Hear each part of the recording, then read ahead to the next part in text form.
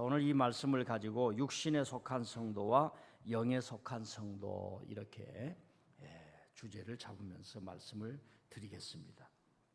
어느 목사님이 교회의 청빙을 받았어요.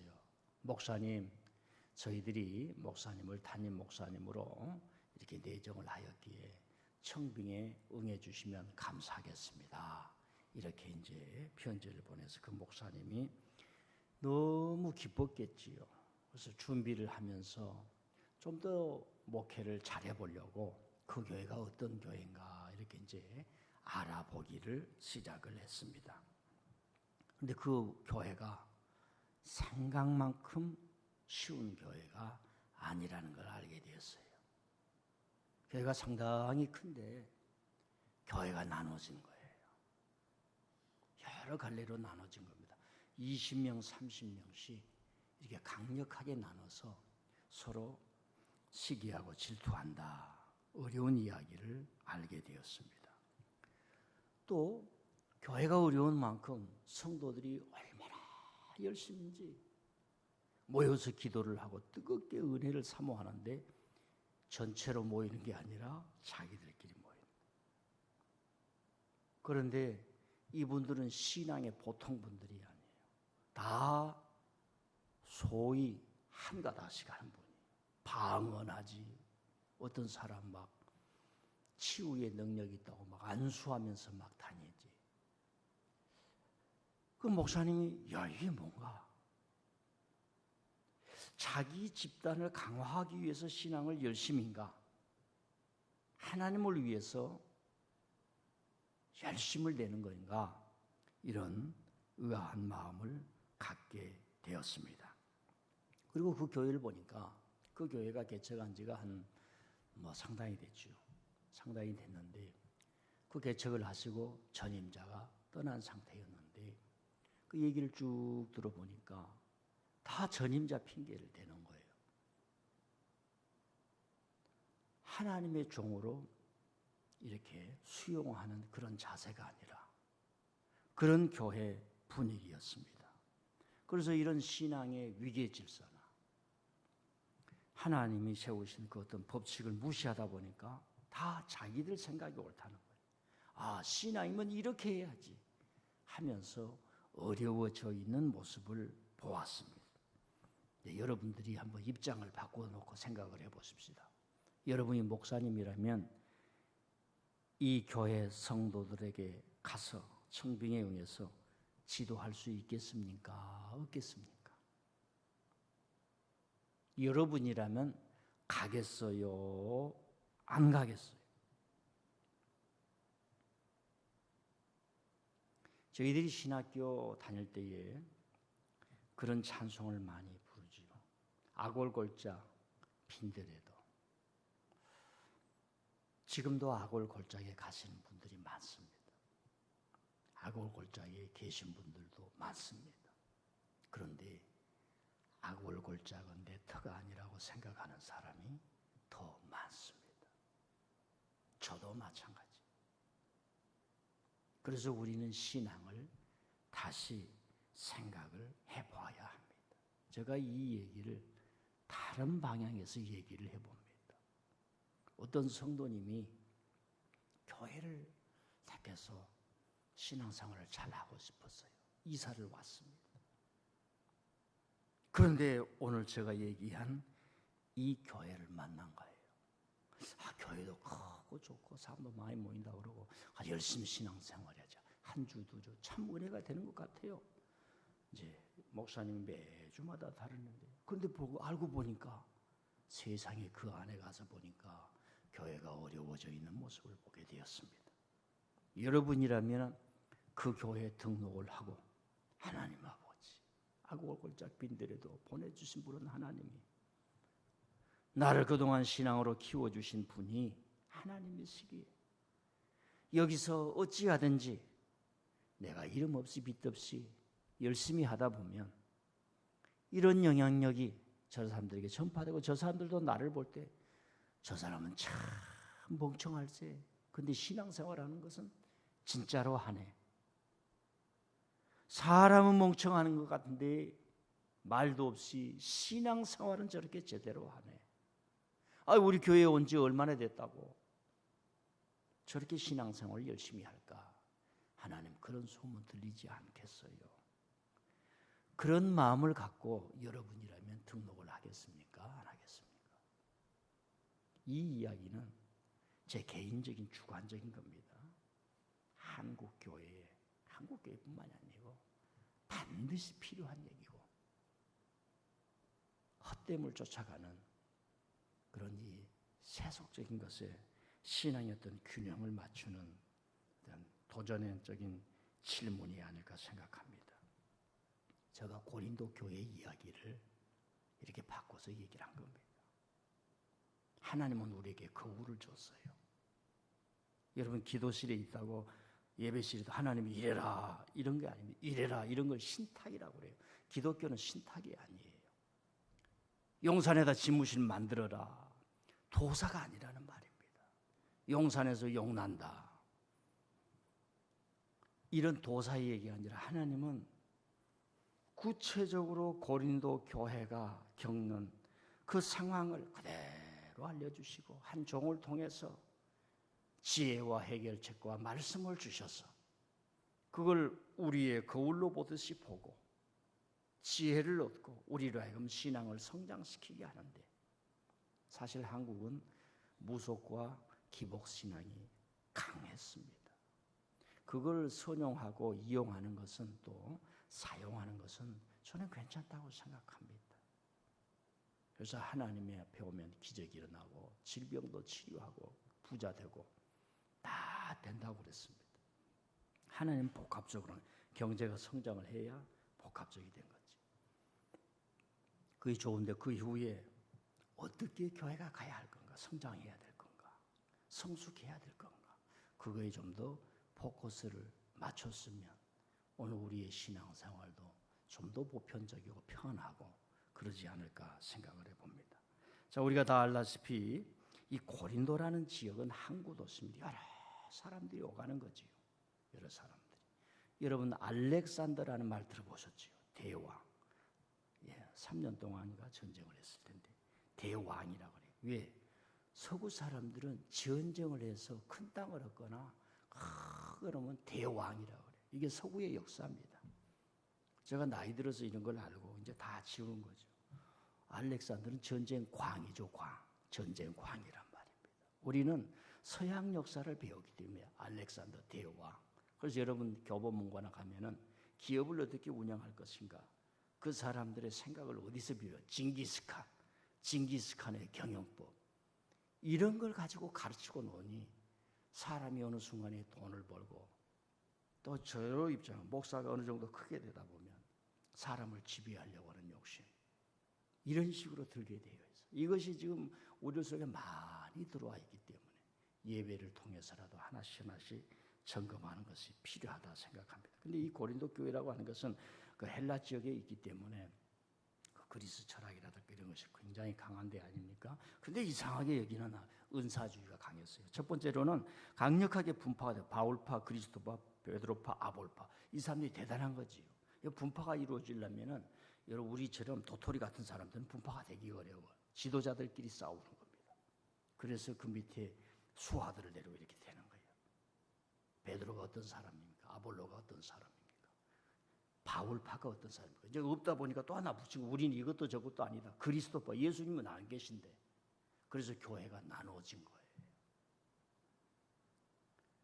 그리고 이 사람들은 우리가 알다시피 성령의 은사로 넘쳐났지요.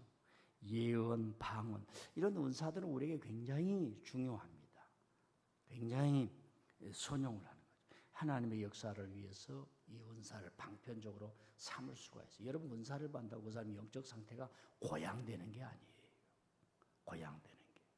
그래서 하나님께서 내가 너희들에게 축복을 주는 것은 너희들의 의 때문이 아니라 나의 무한한 사랑 때문이라.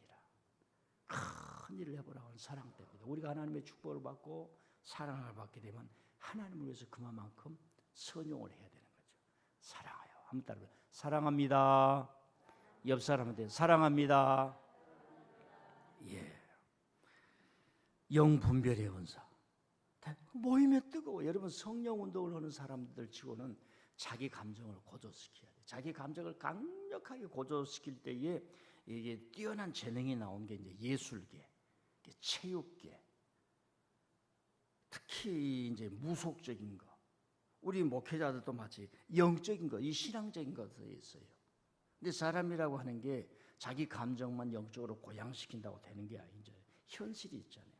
이성적으로 판단하고, 과학적으로, 합리적으로 생각하고, 성경의 뜻을 깊이 알아야 하고, 아무리 내가 어떤 큰 능력을 받아 할지 교회 가서 예배를 봐야 하고. 평신도들이 사역을 많이 한 사람들이 있어요. 주일날도 자기 사역한다고 하다 보니까 예배를 안 드리는 거예요. 예배는 한 교회 목사님에게 목양을 받고 거기 가서 헌신하고 성도들을 섬기고 그리고 모여 하나님 앞에 예물을 드리고 끊임없이 가야 하는데 사역을 하다 보면 사역은 일이야, 일. 목사도 일이 지치죠. 목회는 일이란 말입니다. 목회 말고 내 자신이 하나님 주님이 주신 거 여기 있습니다. 내 자신을 바치는 거예요. 조금 미안해. 그냥 얘기가 나오니까. 제가 부목사 때는 교회가 어려웠어요. 담임 목사님들이 다 어디 가서 경조사를 할 때에 교회에서 주는 경조사를 가지고 드렸어요. 우리는 조금 살만하지. 제 개인적으로도 우리 김반석 목사님도 계십니다만 제 개인적으로 제가 경조사를 성도들에게 참석한다고 해서 내가 뭐 굶어 죽는 건 아니지. 저는 지금까지 내 개인 이름으로 다 경조사를 하는 거예요. 그 뭐냐? 목회는 일이란 말이야. 일에 지쳐버리면 안 되는, 번아웃 되는. 예배를 드립니다. 하나님 아버지 나를 드립니다. 나를 받아 주십시오. 우리 교우들 지혜입니다. 부부가 직장이 다르면 다 개별로 헌금해야 돼. 그 드리는 그 감정은 달라요. 내 자신을 드리는 걸 하나님이 받으심을 다르단 말입니다. 직장이 같으면 어쩔 수 없지만. 근데 이 영적 운동, 은사 운동하는 사람은 뜨겁기가 한량이 없어. 고린도 교회 모이면 막 거기 가서 녹지 않을 사람이 없어요. 이곳이다 할 사람. 사람의 혼을 쭉 빼버리는데요. 그게 고린도 교회였어요. 왜 이렇게 문제가 많아요? 육신에 속했단 말입니다. 성장하지 못했다는 얘기예요. 자, 그래서 세 번째로는 바울을 사온 사도들의 사도권을 다 바울 문제라고 하는 거예요. 바울이 무슨 예수님의 제자냐 이게. 바울이 가르쳐준 거 우리 듣지 않는다 이게. 무슨 바울이냐? 베드로가 최고지. 무슨 바울이냐? 아볼로가 최고지. 아니 그래도 바울 선생님 와서 이 고생했잖아. 이 없는 교회 만들었잖아.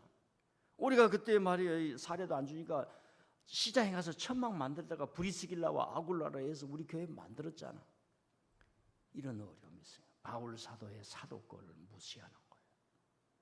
그러니까 무시할 수도 있고 인정 안 할 수도 있지만 신앙의 결국이라고 하는 것은 하나님 가르쳐 주십시오. 그분이 남긴 말씀이 이러는데 내 마음에는 거의 받아지지 않은데 하나님의 뜻은 어디에 있습니까? 이 과정이 필요한 줄 믿습니다. 이 과정이 필요 없이 고린도 교회는 그냥 부정하는 거예요. 그리고 마지막으로는 유대교 출신들이 자꾸 교회를 듣다 보니까 이걸 버리지를 못하네요. 이걸 버리지를 못해요.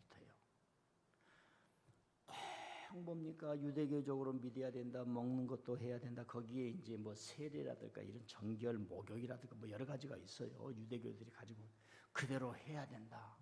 그런 얘기들이 고린도 교회에 쭉 나오고 마지막으로 교리적인 문제로 이제 부활에 대한 믿음이 없어요.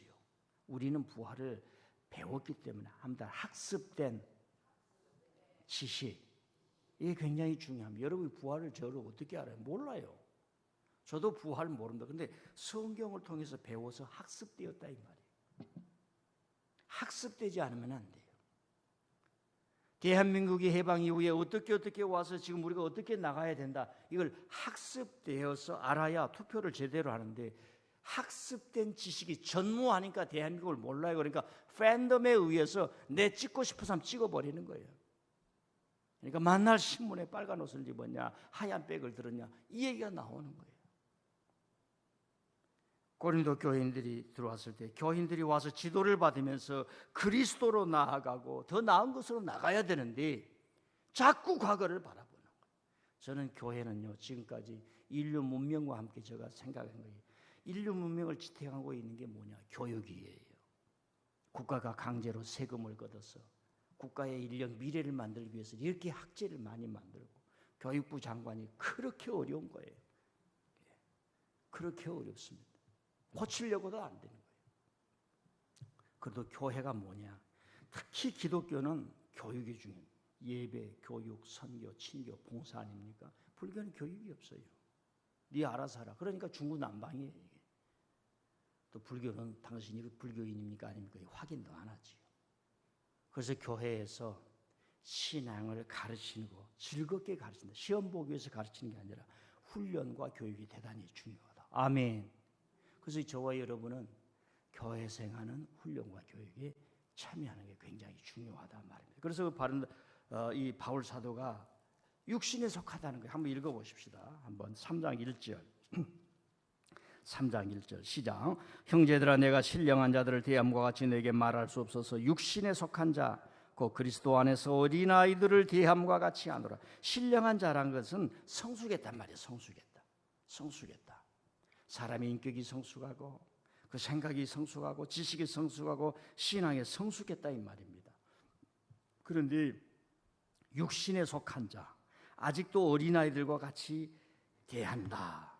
2절 읽어봅시다. 시작. 내가 너희를 젖으로 먹이고 밥으로 아니하였노니 이는 너희가 감당하지 못하였음이거니와 지금도 못하리라. 밥을 못 먹는 거예요. 여러분 어린아이가요 젖을 떼야 되는데 엄마 우리 어렸을 때는 먹을 것이 없어. 그래서 제 얘기 저는 안 그랬어요. 우리 주위에 친구들 보면은 어렸을 때 그렇게 우리 친구들 우리보다 더 낮은 아이들 동네 엄마들이 막 엄마 젖줘 막 그래다. 그러니까 익모초라고 하는 게 익모초 아신지 뭐 쓰디 쓴 익모초 그걸 찌어가지고 젖꼭지다 발라버려. 왜 안 먹어라 그러면은 왜 너무 독약이냐 그러고 애들이 그렇게 안 먹었던 거예요. 그래서 젖을 떼고 지금 밥을 먹어야 돼 임마. 너 안 먹으면 뼈도 안 커. 성도들도 마찬가지예요. 3년 되면은 우리 중직들은 잘 알아요. 일주일에 교회 몇 번 가냐. 제가 지난번에 얘기를 했죠. 현대 신앙은 문화가 기독교 문화가 아니에요. 밖에 나가면 기독교가 아니란 말입니다. 그러니까 우리의 신앙을 교회를 통해서 영위를 해야 돼.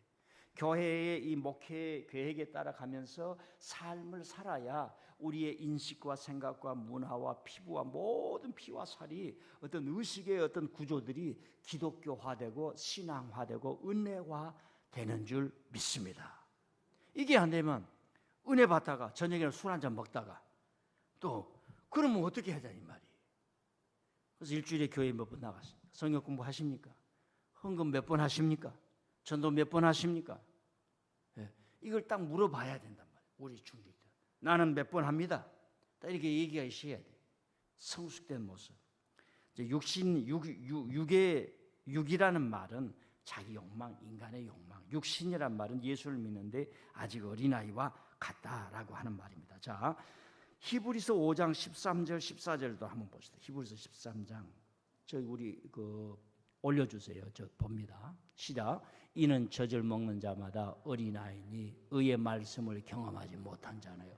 단단한 음식은 장성한 자의 것이니 그들은 지각을 사용함으로 연단을 받아 선악을 분별하는 자. 한다. 지각. 성경을 통해서 깊은 지식이 있어야 돼요. 우리 영을 분별해서 영 받는다고 그래요. 절대로 그렇게 안 됩니다. 영을 분별한다고. 영이 영이라고 하는 간단한 거예요. 그 사람의 사고, 생각, 지식이에요.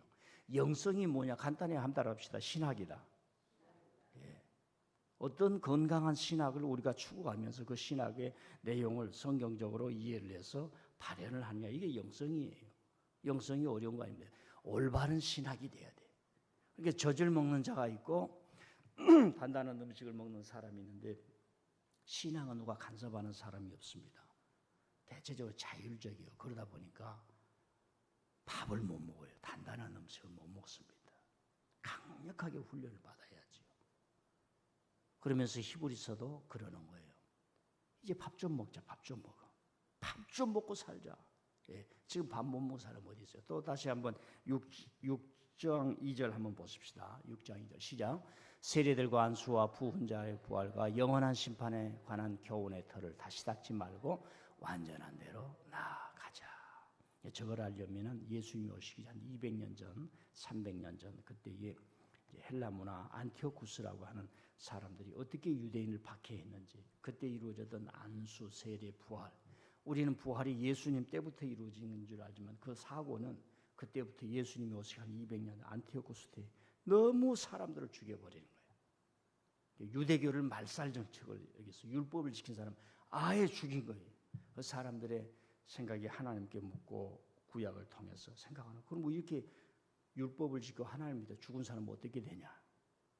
그때 부활에 대한 생각이 나오는 거예요. 그 줄기에서 예수님 앞에 왔을 때에 부활이 없다는 사두개인들이 이렇게 말하는데 장가가고 그러는데 죽어서 어떻게 하냐? 이 말이 거기에서 나오는 거예요. 우리들이 생각하는 어떤 부활의 개념에서 나오는 게 아니라. 자, 세례와 안수와 죽은 자의 부활과 영원한 심판. 예. 어떤 데 가면 성경 공부를 시켜놓고 만날 예수님이 다시 오는데 죽일 사람 어디 영원한 불목에 던져가지고 공포감을 일으키고 이런 것들이 얼마나 많이 있습니까? 자, 여기까지만 얘기하고 고린도 교회를 향해서 바울 사도가 그러는 거예요. 너희들은 신령한 자가 되지 못한다. 성장한 자가 되지 못한다. 성숙한 자가 되지 못한다. 신앙적으로 성숙하라. 신령한 사람이 되라. 시기와 질투가 있으면 성장하지 못한 사람이다. 우리가 시기와 질투를 없앨 수가 없어요. 그러나 씻을 수는 있는 거죠. 우리는 본성을 가지고 있기 때문에 나와 대면하고 나를 공격하고 내가 또 편견과 오해에 쌓여서 상대방에 대한 것. 저는 목사들은 많은 오해 중에 하나가 주일에 갔는데 목사님이 나한테 눈총을 안 줬다는 거예요. 자기는 200% 목사님이 나한테 눈총을 주면 인사하겠지 했는데 나는 그래도 바이든 대통령은 아니잖아요. 이렇게 하진 않잖아요. 뭔 얘기인지 모르시겠어요. 나는 바이든 대통령 아니에요. 이렇게 하진 않잖아요. 알란가 모르겠어요. 그래도 오셨습니까? 하는데 뭐 여럿이 가니까 또 본인의 생각에는 기대를 가지고 왔는데 목사님이 기대만큼 못 해주니까 그럴 수가 있겠죠. 그러나 미워하는 것은 없습니다. 목사님 오늘 그리고 두 번은 못해. 두 번. 자, 여러분 성숙하지 못한 사람에 대한 얘기를 하나 드릴게요. 잘 살면 잘 살수록 사회가 경쟁이 심해져요. 서로 도움이 없어요. 미국 무서운 사회입니다. 지금 저보다 이제 20대 때 이민 가서 살라라, 공부해서 살라라, 미국이나 유럽 어느 곳에 택할 건가 할 때 유럽에 가서 장학금 다 주고 돈 안 내는 학교를 택할 여지가 더 많은 것 같아요. 지금 이렇게 쭉 세상 돌아가는 거 보면 미국에서는 우리가 뭐 법을 잘 모르고 잘못하면 경찰이 그냥 쏴는 거예요. 그런 세상에 살 건가?